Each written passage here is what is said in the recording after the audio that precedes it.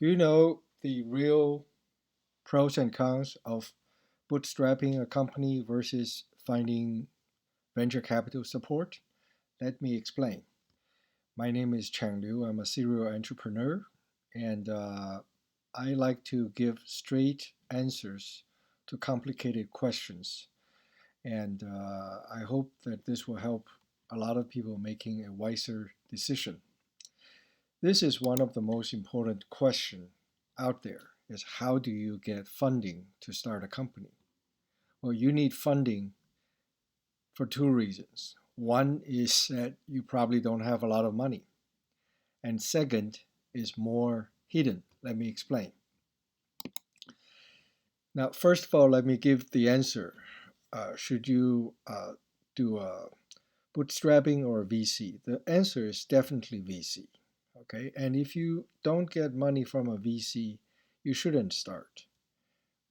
Well, what you start wouldn't be called a company; it would be called a sole proprietorship or a small make a living business, hobby business. It's not a company. Okay, so the answer is definitely VC. Let me give you some background information on why I give this definitive answer. Now, first of all, a startup today costs about $1 million to make a single product. Well, a lot of people will say, well, wait a minute. I can make something for 10 bucks. I can make an MVP from Shenzhen for $1,000. Well, the fact is that you can't fool anyone with those, 3D printed module prototypes. The reason that it cost $1 million to make a single product is just because other people are also trying very hard. It's not just you who's trying hard, but other people are also trying hard. The, the number is a relative term. You have to make something to make other people feel like this is a quality item. And quality really takes a lot of money to build. The second part of this answer will be revealed later. But where do you spend $1 million? Very easy. Okay, you need to have a runway for at least 3 years to build something.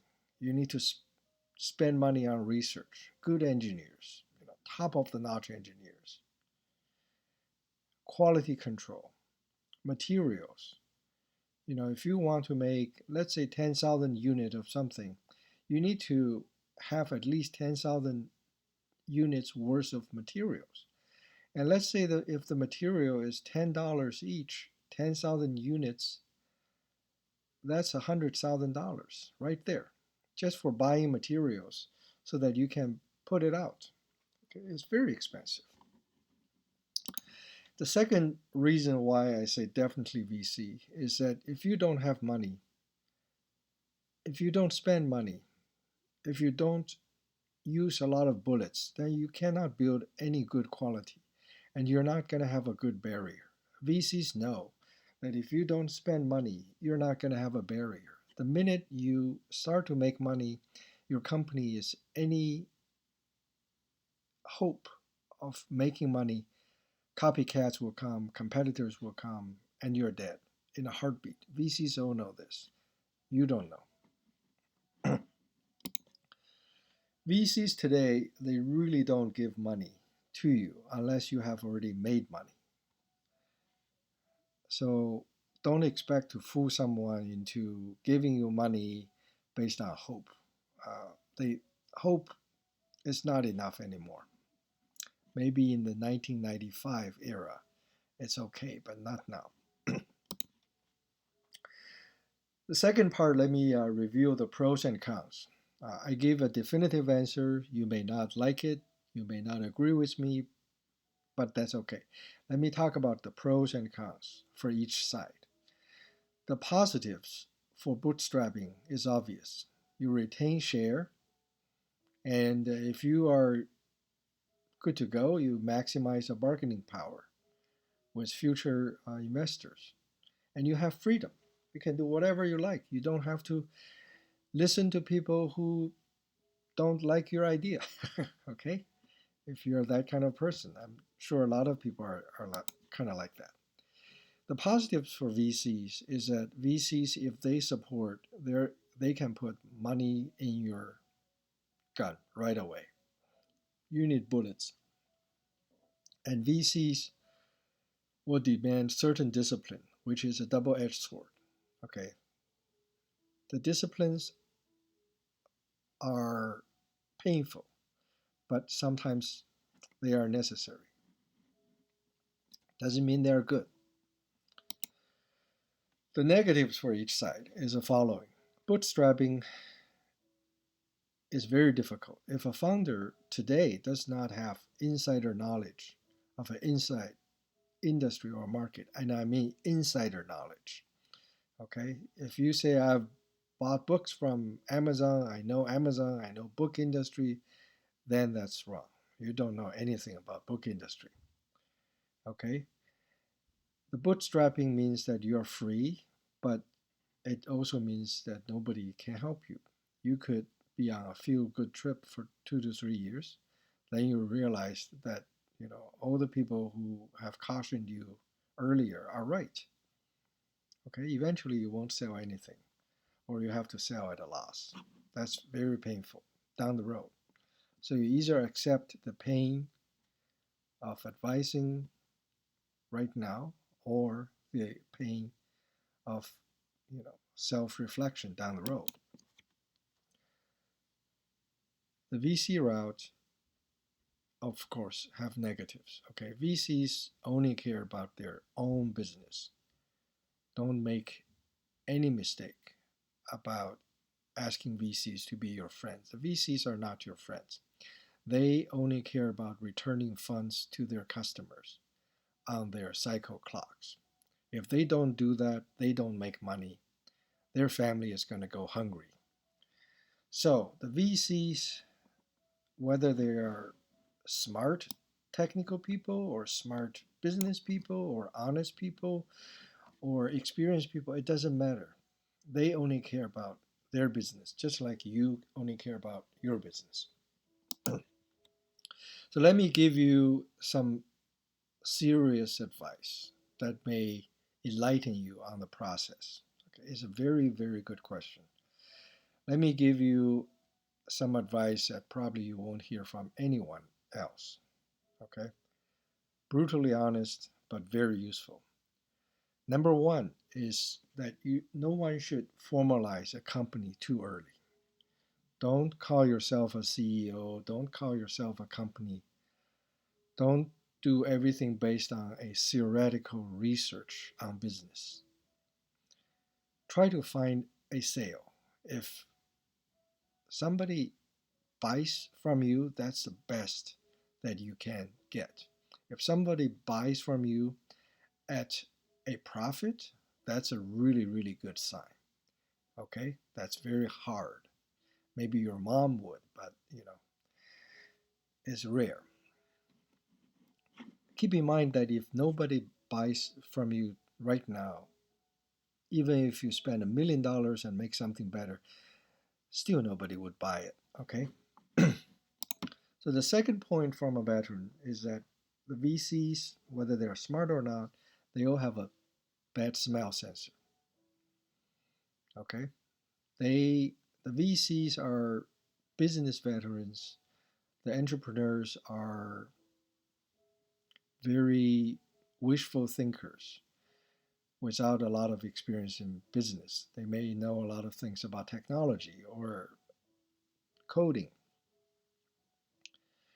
The VCs will say a lot of things you don't like, okay, but oftentimes they're right. It's just unfortunate, okay? And keep in mind that they're not completely right either. I'm not saying the VCs are always right. No, they are wrong a lot, but they are right sometimes. And the times that they are right is very important.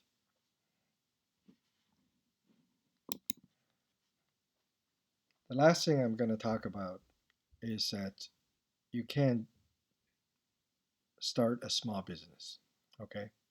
If you want to start a business that doesn't take a lot of money, it has to be a small business. And a small business is not going to be a lasting business in today's world. I can tell you from experience that there are people who really, really want a business.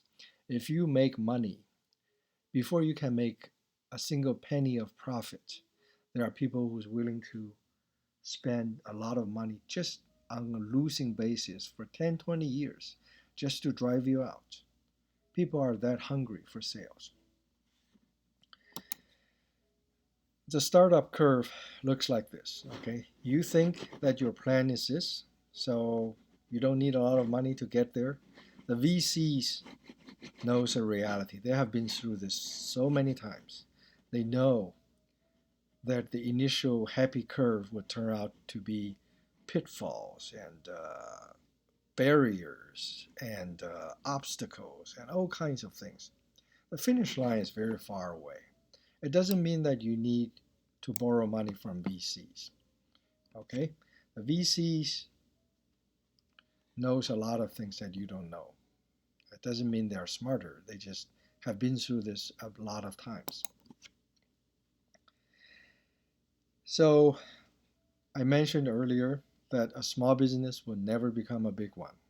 Don't ever have any hope or thought about a small company becoming big. Okay? A small company will most likely die because any kind of situation like the COVID-19 will wipe you out in a heartbeat. COVID-19 is an extreme case, but a lot of things can kill a small company. Okay? Even if your small company runs as a happy small company, it's going to suck all your time for life support. You're going to have to work on this until you're 60, 70 years old, and it will never become bigger. And a second person will never join you. Okay? It's called a sole proprietorship. It means a business for one. The VCs may be not as well educated. You know, you might be a Caltech, MIT engineer, and the VCs got their degree from UCLA. It doesn't matter. Okay? If they sound harsh to you, think about where they might be right. Okay? They have a unique perspective. They're selfish too. They just want to make money. So if the VC says, don't do this, it doesn't mean you're wrong. If the VC says, let's do it, it doesn't mean they're right. Okay, but they have a different perspective.